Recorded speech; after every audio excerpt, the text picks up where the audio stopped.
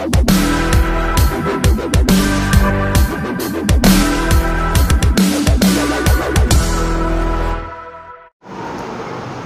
हम लोग आज यहाँ स्टार्ट करेंगे अपना चैप्टर नंबर 4, जिसका नाम है द्विघात समीकरण। ठीक है, इसको इंग्लिश में कहते हैं क्वाड्रेटिक इक्वेशन।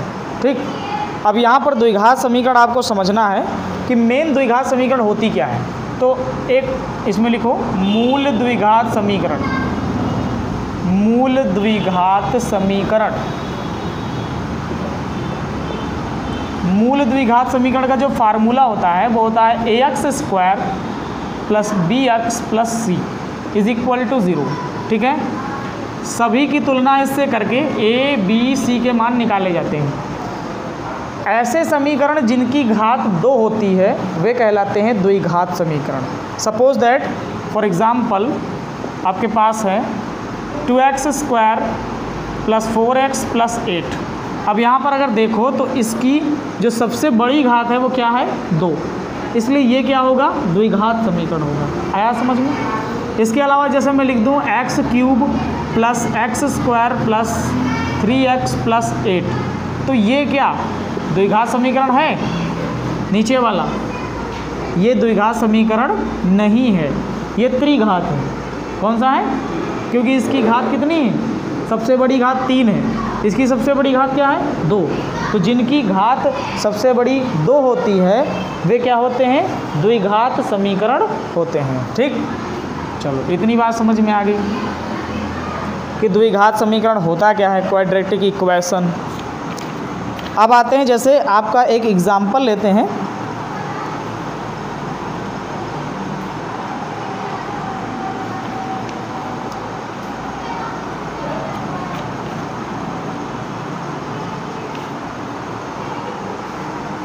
इसमें लिखा हुआ है कि जांच कीजिए कि निम्न द्विघात समीकरण है या नहीं।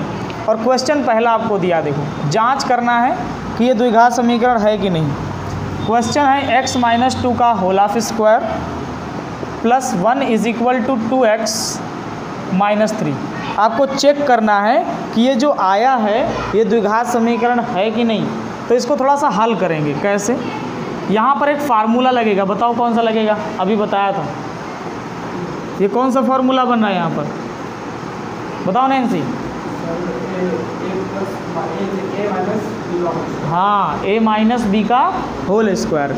तो क्या होता है a² - 2ab + b²।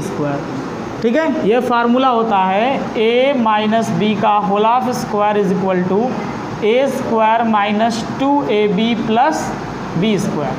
तो यहाँ पर a का काम कर रहा है x और b का काम कर रहा है 2। तो जहाँ जहाँ a है वहाँ वहाँ x, जहाँ जहाँ b है वहाँ वहाँ 2 रखना है। आया समझ में? तो जैसे पहली बार में a का स्क्वायर है तो यहाँ पर हम किसका स्क्वायर करेंगे? x का स्क्वायर करेंगे।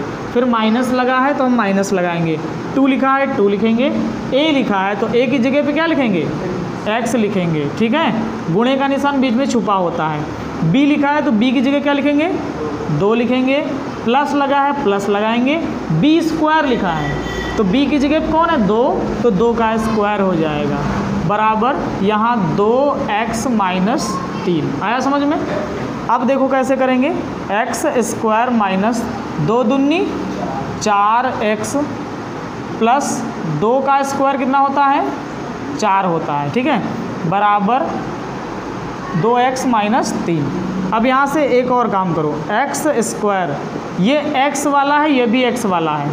x वालों को एक पास कर लो। ठीक है, 4x ये प्लस में है, इधर किस में आएगा? माइनस का 2x प्लस का 4, और ये इधर किस में आएगा? प्लस में आएगा, बराबर उधर बचा 0। अब इसको सॉल्व कर लो। x² - 4x और 4x, माइनस और माइनस जुड़ता है और माइनस ही उतरता है, बताया था अभी। देखो वो सब काम आ रहा है कि नहीं आ रहा है? तो 4 2 6, 6 का है कि माइनस के, प्लस और प्लस जुड़ता है और प्लस ही उतरता है, तो 4 3 7 प्लस के। अब देखो इसकी सबसे बड़ी घात क्या है? 2 है, तो यानी कि ये द्विघात समीकरण है। क्या लिखोगे? अतः यह एक द्विघात समीकरण है। द्विघात समीकरण है। ठीक है, अगर इसकी घात 2 ना होती तो हम कहते ये द्विघात समीकरण नहीं है। बोलो समझ में आया? ठीक है, अब इसको रफ कर देते हैं और नेक्स्ट क्वेश्चन देखते हैं। कोई ऐसा क्वेश्चन लिया जाए कि जो द्विघात समीकरण ना हो। ठीक है, जैसे कि इसका सेकंड क्वेश्चन देखते हैं, इसको देखते हैं कि ये है कि नहीं, चेक करते हैं। तो आ जाते हैं न्यू क्वेश्चन पर। नेक्स्ट क्वेश्चन है सेकंड वाला। ये लिखा हुआ है x into x plus 1 is equal to, plus में है, प्लस में 8 is equal to x plus 2 then x minus 2। ठीक है, 2 ब्रैकेट में, एक में x प्लस 2, एक में x माइनस 2। ठीक है, यहाँ पर देखो थोड़ा सा कैसे करेंगे। यहाँ पर मल्टीप्लिकेशन करवाओ, x का x से गुणा कराओगे तो x स्क्वायर हो जाएगा, पता है कि नहीं पता है। फिर x का गुणा किससे करवाएंगे? 1 से, तो x का 1 से करेंगे तो क्या आएगा? x ही आएगा। अब इसका गुणा हो गया, अब प्लस का 8 बराबर, यहाँ पर देखो ये एक बन रहा है, तो पहली बात तो इसमें गुणा करा के ला सकते हो। दूसरी बात, ये एक फार्मूला बन रहा है। एक फार्मूला होता है a स्क्वायर, ऐसे लिखो, a प्लस बी एक ब्रैकेट में, a माइनस बी दूसरे ब्रैकेट में, बराबर a square minus B square. पढ़ा है ये? ठीक है, नहीं पढ़ा है तो सीख लो। जब 2 ब्रैकेट में, एक में a प्लस बी हो, एक में a माइनस बी हो, तो a square minus B square हो जाता है। तो एक ही जैसा है, जो प्लस में लिखा है वही माइनस में लिखा है। तो एक बार x का स्क्वायर कर दो, एक बार 2 का स्क्वायर कर दो। आया समझ में? तो यहाँ से आ जाएगा x square then x plus 8, और ये x स्क्वायर इधर लाओगे किस में आएगा? माइनस में। ये माइनस में है, इधर किस में आएगा? 2 का वर्ग 4 बराबर क्या बचा? 0। x स्क्वायर, अब देखो x स्क्वायर किस में है और x स्क्वायर किस में है? माइनस में। प्लस माइनस घटता है। ठीक है, तो जरा x स्क्वायर में से x स्क्वायर घटा दो, क्या बचेगा? 0, कुछ नहीं बचेगा। तो जब ऐसी कंडीशन हो तो इनको काट दिया करो। ठीक, अब देखो बचा क्या? x 8 और 4, प्लस और प्लस जुड़ता है, प्लस ही उतरता है। तो 8 4 कितने हो जाएंगे? 12 हो जाएंगे। इसकी सबसे बड़ी घात 1 है? इसकी सबसे बड़ी घात क्या है? 1 है, 2 तो नहीं है ना। तो कहेंगे अतः यह द्विघात समीकरण नहीं है। ठीक है, यह द्विघात समीकरण नहीं है। बोलो समझ में आया कि नहीं आया? है कोई दिक्कत है? अब एक्सरसाइज जो आपकी है पहली वाली, उसमें सारे क्वेश्चन लगभग ऐसे ही हैं पहले क्वेश्चन में। ठीक है, पहले क्वेश्चन में सारे क्वेश्चन ऐसे ही हैं। लिखा है जांच कीजिए कि क्या निम्न द्विघात समीकरण है। ठीक, तो आपको सब में जांच करना है, तो चेक करके लाना, जो ना लगेगा वो हम बताएंगे। अब आते हैं सेकंड क्वेश्चन पर, पहली एक्सरसाइज का सेकंड क्वेश्चन। ठीक है, एक्सरसाइज 4.1। ठीक, एक्सरसाइज 4.1। एक्सरसाइज 4.1 जो है उसका पहला क्वेश्चन कह रहा है जांच कीजिए कि क्या निम्न द्विघात समीकरण हैं। और इसमें देखो पहला ही दे दिया है क्वेश्चन, पहला ही क्वेश्चन दे दिया है x प्लस 1 का whole of square is equal to 2 into x minus 3। तो इसकी जांच करें, इसमें होल ऑफ स्क्वायर का फार्मूला लगाएं तो a square plus 2x into 1 हो जाएगा 2ab, प्लस b स्क्वायर मतलब 1 का स्क्वायर, 2 का इससे कराएंगे तो 2x आ जाएगा, 2 3 जा 6 आ जाएगा। मुझे बताओ कि x स्क्वायर प्लस 2x, इसका बताओ क्या होता है? 1 ही तो होता है, 1 का स्क्वायर 1 होता है। इसको इधर बुलाओ तो माइनस का 2x, इसको इधर बुलाओ प्लस का 6 बराबर 0।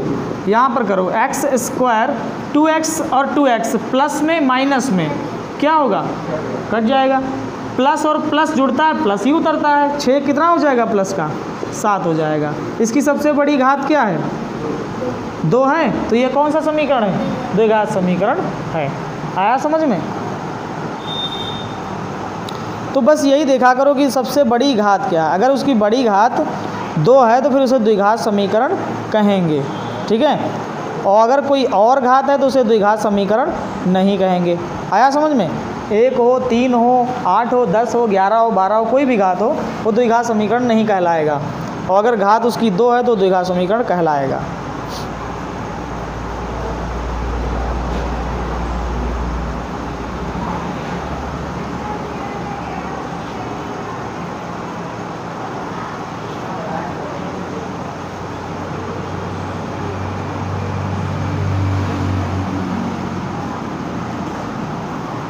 ठीक हो गया।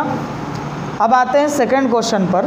ठीक है, सेकंड का पहला, तो सेकंड का पहला प्रश्न कैसा है, देखो सेकंड का फर्स्ट क्वेश्चन कहता है कि एक आयताकार भूखंड का क्षेत्रफल, तो लिखो, लिखते चलो तो समझ में तुम्हारे भी आता जाएगा।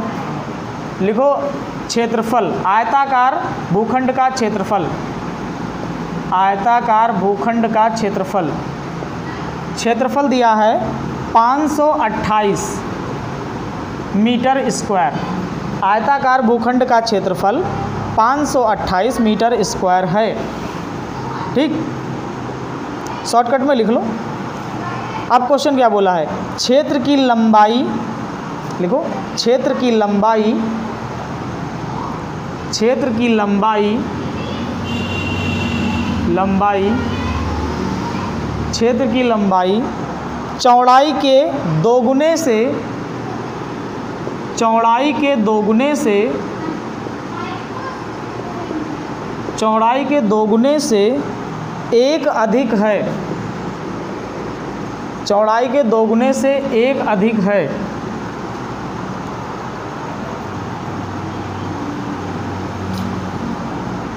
ठीक, हमें भूखंड की लंबाई और चौड़ाई ज्ञात करनी है, हमें भूखंड की लंबाई और चौड़ाई ज्ञात करनी है और इसका बनाना है समीकरण। क्या बनाना है इसका? मान नहीं निकालना, मतलब उत्तर नहीं लाना है, सिर्फ क्या बनाना है, समीकरण बनाना है। तो कैसे बनाएंगे, देखो सबसे पहले मान लो, तुम्हें पता है माना जाता है, माना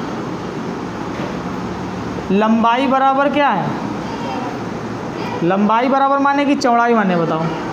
लंबाई को मान लेते हैं, लंबाई को नहीं मानेंगे, चौड़ाई को मानते हैं। ठीक है, माना चौड़ाई बराबर x, चौड़ाई कितनी है, x है। अगर चौड़ाई x है तो लंबाई कितनी हो जाएगी बताओ, तब लंबाई, लंबाई तो पता है ना, लंबाई क्या है, चौड़ाई के दोगुने से एक अधिक। तो चौड़ाई यहाँ लिखा, चौड़ाई लिख दो कितना, गुणा किससे करोगे, और प्लस का एक अधिक बोलेगा तो एक जोड़ेंगे, एक कम बोलेगा तो एक घटाएंगे। आया समझ में? अब इसको थोड़ा सा हल कर दो तो ये आ जाएगा 2x + 1, ये लंबाई हो गई, ये चौड़ाई हो गई, ये क्या हो गया, क्षेत्रफल। अब क्षेत्रफल का सूत्र बताओ क्या होता है, सूत्र होता है आयत का क्षेत्रफल बराबर, बोलो, आयत का क्षेत्रफल बराबर लंबाई गुणे चौड़ाई। ठीक, लंबाई गुणे चौड़ाई, ये आयत का क्षेत्रफल का क्या होता है, सूत्र होता है।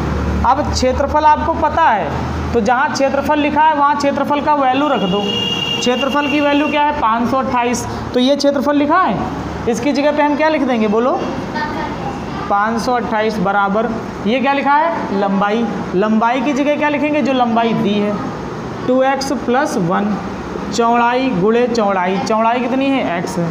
इसको थोड़ा सा सॉल्व कर दो तो 5, देखो x का गुणा 2 से करोगे 2x से 2x² हो जाएगा, x का गुणा 1 से करोगे तो +x आ जाएगा, और ये 528 बराबर में, ठीक, 2x² + x, इस 528 को इधर बुलाओगे माइनस का 528 बराबर 0। इसकी सबसे बड़ी घात क्या है, 2, द्विघात समीकरण। भाई यही समीकरण ही बनाना था हमें, वैल्यू नहीं निकालनी, सिर्फ इक्वेशन बनाना है। हो गया?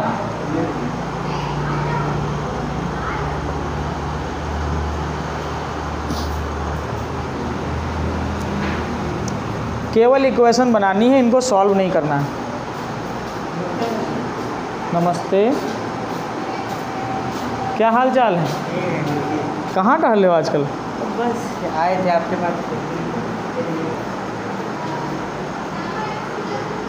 चलो अब आते हैं इसी का सेकंड नंबर क्वेश्चन। ठीक है, सेकंड का फर्स्ट हो गया, सेकंड का सेकंड क्वेश्चन देखो, क्वेश्चन लिखो, तब तक हम मिटा रहे हैं, लिखो, दो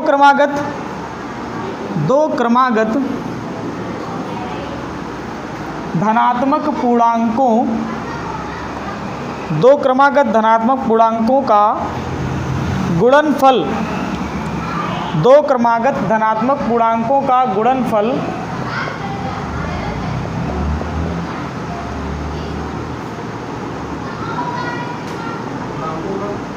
धनात्मक पूर्णांकों का गुणनफल गुणनफल 306 है, ठीक। और हमें पूर्णांकों को ज्ञात करना है, तो बताओ कैसे इसका समीकरण बनाएंगे। तो ज़रा समझो, पूर्णांक क्या मानेंगे, जो पूरे पूरे अंक होते हैं उनको पूर्णांक कहते हैं, जो दशमलव में ना हो, ठीक है, जो दशमलव में ना हो, जैसे 1 2 3 एंड सो ऑन, ठीक है। ये जो हैं ये सब हमारे क्या हैं, पूर्णांक। और अगर जैसे ये कहते हैं 0.5 0.7, ये पूर्णांक हैं, ये पूर्णांक नहीं है, ये अधूरे अंक हैं। आया समझ में। चलो, दो क्रमागत धनात्मक पूर्णांकों का गुणनफल कितना है, 306 है। पूर्णांक हमें ज्ञात करने हैं। तो सबसे पहले मान लो, माना पहला पूर्णांक x, ठीक। तो दूसरा पूर्णांक क्या हो जाएगा, दूसरा पूर्णांक कैसे आएगा। देखो, अब जब दूसरा पूछेगा तो x में क्या जोड़ दोगे, जैसे आप 1 लाते हो, 1 के बाद 2 कैसे आता है, जब 1 में 1 और जोड़ दें तो कितना आ जाता है, और फिर 2 में 1 जोड़ दें तो कितना आ जाता है, 3। वैसे ही, ठीक है। तो दो क्रमागत धन पूर्णांक क्या हो गए, x और x + 1। इन दोनों का गुणा किसके बराबर है, 306 के। इनका गुणा करो प्रश्नानुसार, ठीक है।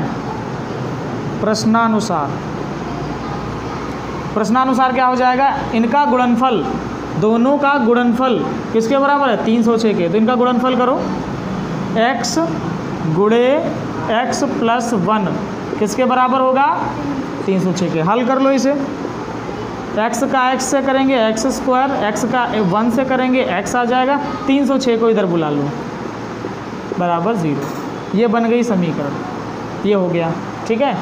इसे भी लिख लो।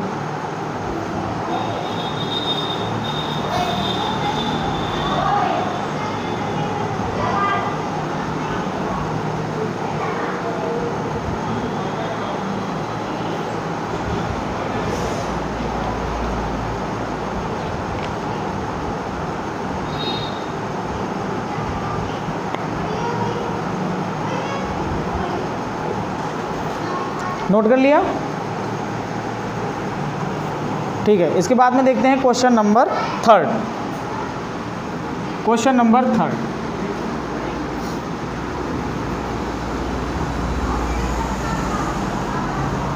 लिखा है, रोहन की माँ उससे 26 वर्ष बड़ी है, उनकी आयु का गुणनफल अब से 3 वर्ष बाद 360 हो जाएगा। हमें रोहन की वर्तमान आयु ज्ञात करनी है। देखो, सबसे पहले किसकी वर्तमान आयु ज्ञात करनी है, रोहन की। तो जिसकी ज्ञात करनी उसी की मानो, ठीक है। वर्तमान आयु क्या माना, रोहन की वर्तमान आयु, रोहन की वर्तमान आयु कितनी मान लेंगे, x वर्ष, ठीक है। और रोहन की माँ उससे 26 साल बड़ी, बड़े में क्या लगाते हैं, प्लस लगाते हैं। तो रोहन की माँ की आयु, रोहन की माँ की वर्तमान आयु कितनी हो जाएगी, x + 26 वर्ष। आया समझ में, x + 26 ईयर्स हो गई उसकी मदर की आयु, ठीक है। एज, उनकी आयु का गुणनफल अब से 3 वर्ष पश्चात 360 हो जाएगा। 3 वर्ष बाद, बाद कहता है तो हम क्या करते हैं, प्लस करते हैं। 3 वर्ष बाद, 3 वर्ष बाद रोहन कितना होगा, रोहन की आयु 3 वर्ष बाद रोहन की आयु होगी x + 3 वर्ष, और माँ की होगी, माँ की आयु क्या होगी, इसमें 3 जोड़ोगे 29 हो जाएगा। 26 3 कितना होता है, 29 होता है, 29। आया समझ में। शर्त क्या कहती थी, अब प्रश्नानुसार देखो, प्रश्नानुसार प्रश्न ने क्या बोला कि 3 वर्ष बाद उन दोनों की आयु का गुणनफल कितना हो जाएगा, 360 हो जाएगा। तो दोनों की आयु का गुणनफल कर लो, x + 3 गुणे x + 29 बराबर 360। 360 ठीक है। अब यहाँ से देखो क्या होगा, x का x से करेंगे तो x² हो जाएगा, x का 29 से करेंगे तो 29x हो जाएगा, x का 3 से करेंगे तो 3x हो जाएगा, इसका करेंगे तो 3 9 27, कैरी कितना मिल गया, 2 हासिल मिले 2, ठीक है। और 3 दूनी 6 और 6 2 8। आया समझ में। और ये 360, 360 को इधर लाओगे किस में आएगा, माइनस में। ये जुड़ जाएंगे, 29 3 कितने होते हैं, 32, 32x प्लस का, ये इधर आएगा माइनस में, प्लस का 87, रुको डायरेक्ट कर देते हैं, माइनस का 360 और 87 प्लस के घटाओ जरा, तो 10 में से 7 गए कितने बचे, 3, यहाँ हुआ 15, 15 में से 8 गए 9 बचे, 7 बचे ना, 7 बचे, ठीक है। यहाँ बचा 2, तो माइनस का 2, बड़ी संख्या वाला चिन्ह उतरता है ना। अब ये इधर आएगा तो किसमें, माइनस में 273 बराबर 0। ये आ गया आपका समीकरण। आया समझ में, कोई दिक्कत, नोट करो। फिर लास्ट क्वेश्चन बचा है वो भी बता दें।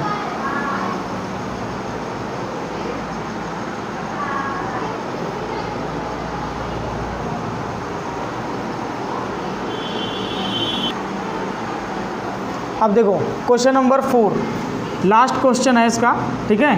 4th क्वेश्चन क्या कहता है, क्वेश्चन कहता है कि एक रेलगाड़ी 480 किलोमीटर की दूरी समान चाल से तय करती है।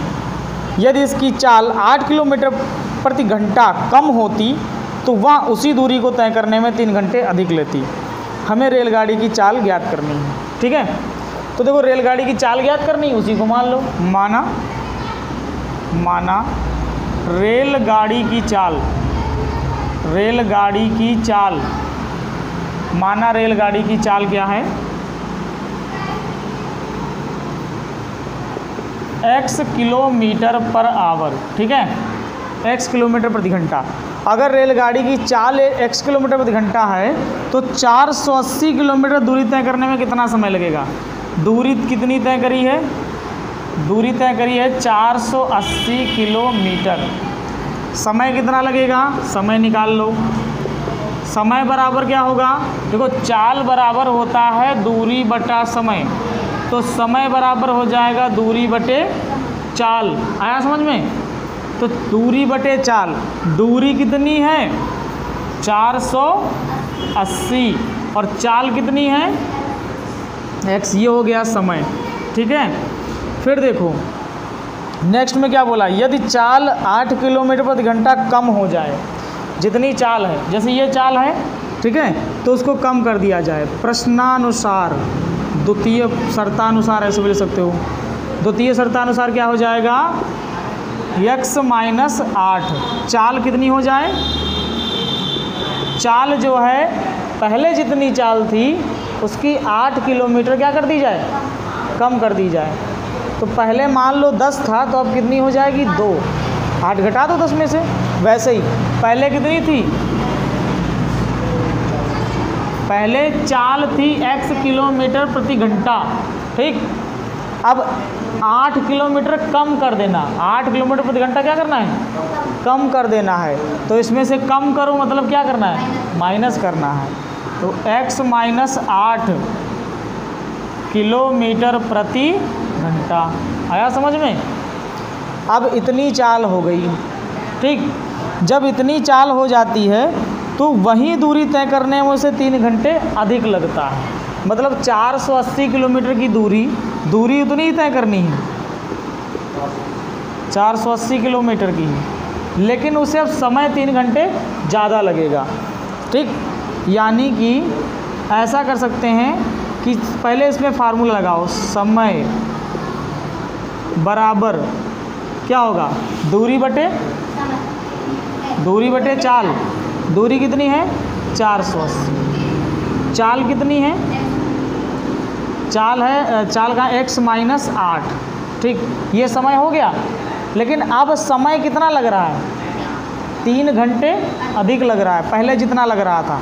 तो पहले कितना लग रहा था 480 बटे x, इतना ही तो लग रहा था। तो 480 बटे x से कितना ज़्यादा, 3 घंटे ज़्यादा।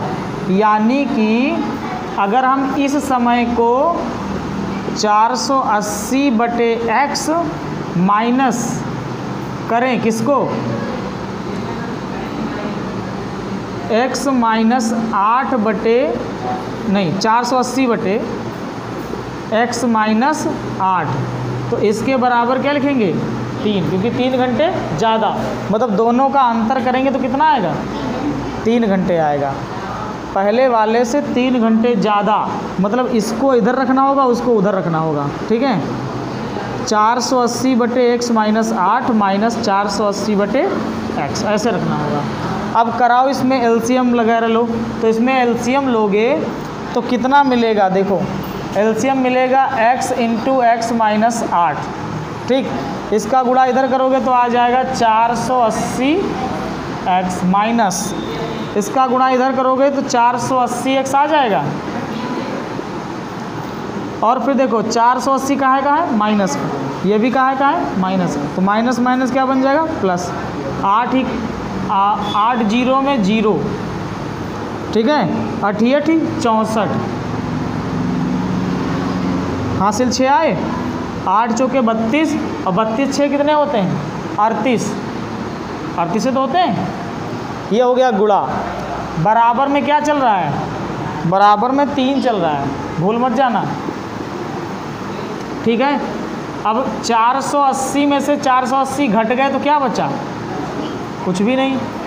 3840 बटे, गुणा कराओ x का x से x स्क्वायर, x का 8 से तो 8x हो जाएगा, बराबर 3 बटे 1। तिरछी गुणा करा सकते हो, या फिर एक काम कर सकते हो कि अगर ये 3 से कट रहा है तो काट सकते हो। कैसे, 3 एक कम 3 दूनी, बचा 2 हो गया 24, 3 बट 24, 1280 बचा। अब गुणा करा लो इसका इससे, इसका इससे। ठीक है, तो कितना आ जाएगा 8x स्क्वायर माइनस 8x, और ये उधर जाएगा तो बराबर 1280। इसको इधर ले आओ, किस में आएगा 1280 बराबर में 0। ये इसकी समीकरण आ गई। आया समझ में। ठीक है, उसने बोला था कि जो दोबारा समय लगेगा वो 3 घंटे ज़्यादा होगा पहले वाले समय से। ठीक है, तो जैसे ये वाला हुआ, समझ में आया। कैसे करेंगे, जैसे इधर लिखोगे +3 हो गया, 3 घंटा ज़्यादा कहता तो क्या करते हैं प्लस करते हैं, किससे 480 बटे x वाले समय से, ये भी तो समय है। लेकिन जब इसको इधर लाओगे तो किस में आएगा, ये उधर किस में जाएगा, माइनस में ही जाएगा, लेकिन बाद में कैंसिल आउट हो जाएगा। ठीक है, तो इस तरीके से यहाँ पर लिखोगे 480 बटे x बराबर क्या 3। आया समझ में। ये डायरेक्ट वाला रूल समझ लोगे तो समझ में आ जाएगा। ठीक है, कोई टेंशन। तो 480 बटे x माइनस 8 माइनस 480 बटे x बराबर 3। ये 3 आया क्योंकि उसने बोला था कि 3 घंटे अधिक लगता है। ठीक है, इस वजह से। और ये आपकी समीकरण आ गई।